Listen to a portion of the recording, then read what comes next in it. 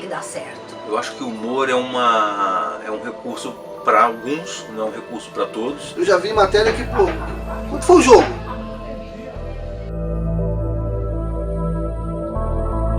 Será que todo mundo quer ver o futebol nu e cru ali, a bola entrando, o gol? A imaginação, ela é muito mais poderosa e ela se sobrepõe ao conhecimento. Magia, encantamento e fantasia.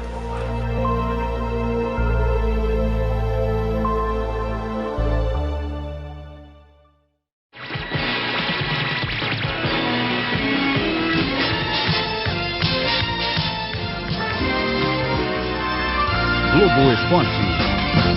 Muito boa tarde. Boa tarde. Boa tarde. Boa tarde. Olá, boa tarde. Olá, boa tarde. Muito boa tarde. Muito boa tarde para você. Boa tarde para você. 41 minutos do segundo tempo. O Flamengo triangula e Ailton cai na área. O juiz Luiz Carlos Félix marca pênalti. Você vê de novo aí, tira a dúvida. Foi pênalti ou não? O jogo começou assim, assado, não sei quem, a bola bateu na trave. 1-0. Era assim que era feito antigamente, lá atrás mesmo. Naquela época era mais criatividade, né? Porque hoje a gente tem muito recurso. A gente pegava um pacote de um jogo, né? Você fazia a decopagem todo o material. Em cima dessa decopagem, você não deixava de contar nada. Entendeu? Era essa a questão, você não deixava de contar nada. Mas você sempre procurava dar um olhar diferenciado. Hoje em dia, eu acho que você já vai direto para o olhar diferenciado. Eu acho que antigamente a gente tinha muito mais acesso, no caso do futebol, aos jogadores, aos técnicos, era muito mais relaxado, era muito mais tete-a-tete. É lamentável isso, que essas coisas ainda aconteçam. Realmente, nesses últimos tempos, está tendo muitos problemas dentro do vestiário do Flamengo, que a gente, até começar o jogo, está entupido de gente. A evolução foi muito grande, né? Normal na vida, né? A fila tem que andar, como diz os outros. Mas eu sinceramente, mas eu gostava muito daquela época. O distanciamento fez com que a linguagem se tornasse um pouco mais, se encontrasse um pouco mais, outros recursos de se contar aquela história que não havia em outros tempos. E pela década de 90, já com o Regis, essa geração que está hoje ainda aqui, passou a usar um pouco mais. E aí eu não preciso dar os detalhes do que o Regis fazia, mas era juntar elementos que estivessem além do jornalístico, além dos fatos. O público do futebol, que é grande, torcedor, o cara do futebolesco, que é o público do futebol, para ele eu vou dar os gols e os lances, pronto. E para menina, criança de 10 anos, para mulher que não gosta de futebol, para o vô, para a avó, para a tia, para o tio, que não gostam de esporte, não gostam de futebol, o que eu posso fazer para atrair? Ou é uma música, ou é mostrar o comportamento da torcida, ou é detalhe, ou é uma imagem frisada, ou seja, eu vou ter que caçar elementos para atrair essas pessoas. E quais são os elementos? Tudo que eu sei é que eu nada sei. O longo bocejo.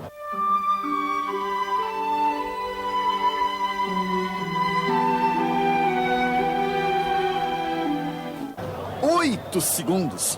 Antes mesmo do Regis Rezin, a gente não pode negar que já existia uma irreverência no esporte, na época do Fernando Vanucci, no Globo Esporte, quando ele brincava na cabeçada, ele dizia na narração que o cara deu de slap.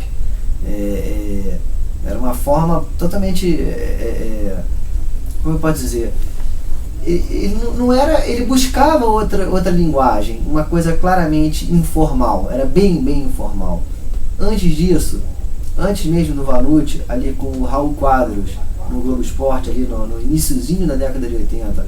O outro que fica aqui quer perturbar e perturbar muito. Ele joga tudo, meu irmão. Ele pega o sapato, ó, e vai lá na cabeça do treinador, pega o outro sapato, joga também, ó lá. Ele quer perturbar o treinador, ó lá. Acertou. É isso aí. E depois vai embora pra casa descalço. Resumindo, quando, onde começou, não sei. Tenho lembranças claras do iniciozinho da década de 80, com Raul Quadros no Globo Esporte, Fernando Vanucci no Globo Esporte, na apresentação, Regis Rezin ali pelo início, meados da década de 90, e eu acho que o que a gente tem hoje foi uma evolução natural de tudo isso. O que a Irlanda falou? Ele usando a Bíblia disse que o Brasil, que é um time grande, o Brasil é Golias. Então, Irlanda Davi, vamos conferir?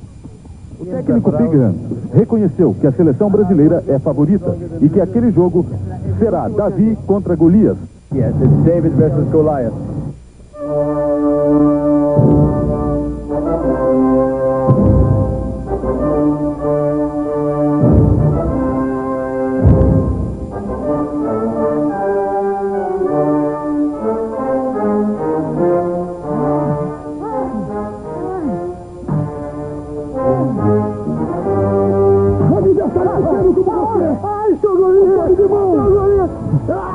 Golinha, na Bíblia, quem viste sou eu, Davi, seu Golinha.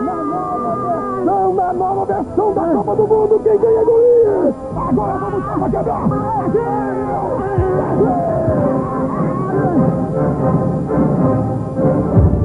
Eu tenho 27 anos de TV Globo. E quando pego minhas matérias do início, das minhas primeiras matérias, eu morro de vergonha. De um momento para o outro, o silêncio do vestiário é substituído por este barulho ensurdecedor. Chegou a hora da decisão. Hoje, nós estamos num momento em que a gente tem mais dúvidas do que certezas. Imagina todos os dias você fazer uma reportagem no Globo Esporte dizendo quem joga, quem não joga, quem está suspenso, quem está machucado. Todos os dias de treino. Aí vai pro jogo, traz a reportagem do jogo, simplesmente relatando quem fez os gols, quem sofreu o pênalti. É possível, mas um programa inteiro só com esse material, eu considero chato. O esporte em si já é entretenimento, então o Globo Esporte ele apenas num determinado momento cada vez virou uma chave que já existia, mas ele perdeu o pudor de falar o seguinte: caramba, não estamos dando notícias, estamos falando sim, estamos informando quem quer saber sobre esporte, mas podemos fazer isso de uma forma descontraída. O cara quer saber o seguinte: o time ganhou, perdeu, como é que foi, chegou junto, quem foi o destaque, entrevista no final. Eu penso assim. Eu acho que as pautas mais banais, elas podem sim trazer elementos mais interessantes do que a simples descrição dos fatos. Não é só dar a notícia, é a maneira como você dá a notícia também. Fazer as pessoas, até as pessoas que não têm assim tanto contato com o esporte, não são fãs de esporte, também possam consumir o que a gente apresenta no Globo Esporte. Também tem um interesse em ver uma boa história, uma história bem contada, mesmo que seja de futebol, uma coisa que talvez ela não acompanhe sempre. Todas as câmeras voltadas para o encontro do casal. Era o momento ideal de mostrar para todo mundo o tamanho desse amor. Momento para tascar aquele beijo romântico, negócio de cinema, né, de novela. Lembra do Cacilhas, goleirão da Espanha? O cara foi campeão do mundo e ao vivo e a cores beijou a mulher, que é uma repórter de TV. E o Piqué do Barcelona também? A namorada Shakira ao lado e o Piqué preferiu o ombrinho amigo do Puyol, rapaz. O Pato não, o Pato foi com tudo. Um abraço, palavras ao ouvido e na hora do beijo, para orgulhar o sogrão e todo mundo ver, esse desgraçado desse fotógrafo aí tinha que entrar na frente, rapaz. Eu tô vindo do RJTV e eu tô indo para um jornal hoje, quando você tá trabalhando no Globo Esporte. Eu tenho que pegar pessoas que não sejam conectadas com o esporte, eu tenho que deixar essas pessoas ligadas, entendeu? Nós temos que conquistar o público. Nós somos um balcão de venda, temos que encantar o cliente. Dar um molho especial para contar uma história, para que não só os aficionados por esporte, mas lembremos que o Globo Esporte está numa TV aberta, a dona de casa, o que, por exemplo, poderia não ser grande fã de esporte, estava ali vendo o RJTV, ficou na frente da televisão e ela vai se interessar muito mais pela história esportiva se tiverem elementos que chamem a atenção dela. Não podemos fugir do foco da notícia e da informação. Porque às vezes a gente, porque tem muito recurso, é muito efeito, é muito isso, e às vezes foge da realidade. Se eu vou fazer um treino da seleção, que tem lá uma menininha na arquibancada, que é um charmezinho, porque ela tá com não sei o que, ela faz uma carinha e a gente começa a investir e dá certo, então ali eu consigo ter um elemento que entretém quem não está afim só da informação esportiva, quem está afim de ouvir uma boa historinha.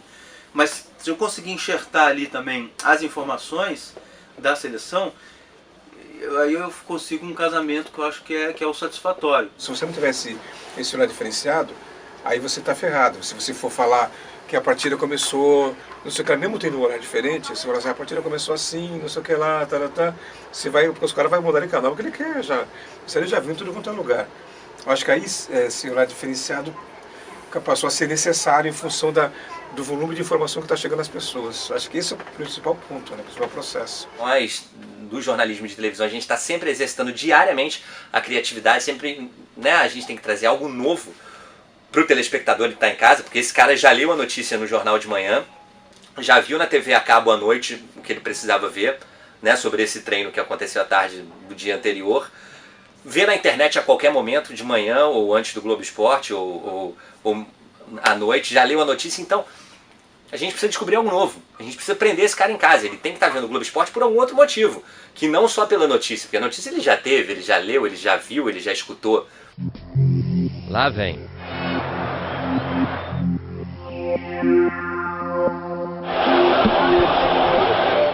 É um sofrimento, no mínimo um sofrimento. Dia de entrevista para Diego Cavalieri, o terror completo. A gente, além de misturar a narração de esporte com o cinema, quando a gente fala de roteiro, a gente mistura um pouco com publicidade, porque bem ou mal você busca instigar o cara, você busca fazer com que o cara que está zapeando pare ali porque achou interessante uma coisa que você deu para ele em pouco tempo. Na verdade, a gente tem que estar permanentemente atento à maneira que se faz, à maneira que se conta e tal, e em busca sempre de clareza, objetividade e entretenimento. A informação, a invenção, a criação, a imaginação, mostra um fato que tabela com fantasia, mostra uma notícia que tabela com a magia. Referências musicais, uma banda sueca, Peter, Bjorn and John, que tem um assovio que casa perfeitamente com uma situação engraçada de um jogo de futebol, né? Olha que legal. A gente pode pegar uma linguagem do Pulp Fiction, do Tarantino, de contar a história botando o meio no fim, o início no meio e o fim no início, e usar isso numa matéria do Globo Esporte. A gente pode pegar a linguagem dos quadrinhos de uma graphic novel, Cavaleiro das Trevas, e pensar uma arte escura e obscura para falar de uma situação, sei lá, que tem a ver, não sei, com o apocalipse do futebol brasileiro. Você vai fazer um treino, aí chega lá, pô, tu fica ali, pô, eu pelo menos fico ali buscando um lance legal, um take diferente, uma placa lá no fundo para ver, para contar uma história e tal, porque, enfim, aí chega na matéria, a matéria 70% é arquivos. A cobertura dos assuntos esportivos pelo jornalismo, ela tem que ser diferenciada, né? Ela tem que ter uma característica mais pertinente aos assuntos esportivos. Acho que o limite é que no esporte a gente tem que fazer um programa bem humorado, não um programa de humor. São duas coisas bem diferentes. Não somos humoristas, não somos redatores de humor. A gente faz um programa informativo acima de tudo. Nós trabalhamos com um produto que é alegre, que em geral é algo divertido, engraçado às vezes, e que tudo isso precisa ser bem explorado. Assim. Quando a gente fala em entretenimento hoje, todo mundo pensa em fazer graça, né? Ah, no esporte o pessoal está fazendo graça e tal, mas entreter não é só fazer graça, né? Entreter é prender a atenção, chamar a atenção. Em primeiro lugar, informação. Mas com essa pegada de entretenimento, não é fazer graça o tempo todo. Você vai numa videolocadora que está em extinção hoje em dia, alugar um DVD que está quase em extinção, mas quando você entra lá, você tem tudo é entretenimento, mas uma é a sessão de terror, uma é de suspense, outra é de policial, aventura, comédia é uma delas. É assim que o telespectador que vai assistir aquele programa esportivo gosta de ver. A resposta está na rua, assim, da maneira que as pessoas me abordam, cara, que parece que são meus amigos, assim. Tem gente que vem conversar comigo na rua com uma intimidade que parece que já me conhece há uns 10 anos. E isso me deixa muito feliz porque eu acho que é fruto disso, dessa forma de apresentar e dessa forma da gente fazer o Globo Esporte. Assim, a pessoa me vê como uma pessoa próxima dela, né? E esse era mesmo o objetivo, é assim que a gente gosta de fazer. Eu acho que é o mundo, entendeu? Eu acho que faz parte, é o caminho.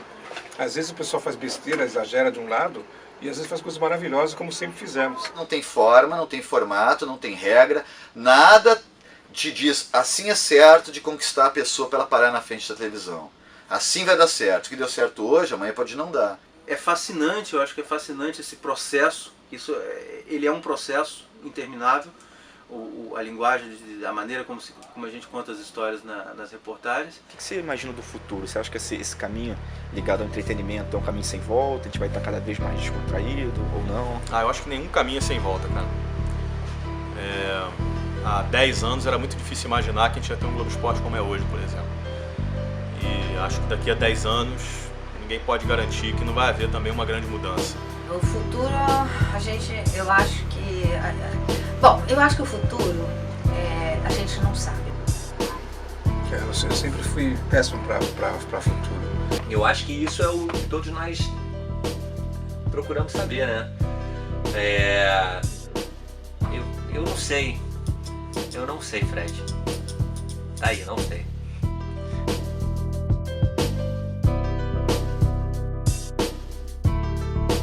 Obrigado, Escobar. Valeu? Valeu, Fred. Um abraço, cara. Obrigado. Nada, Fred.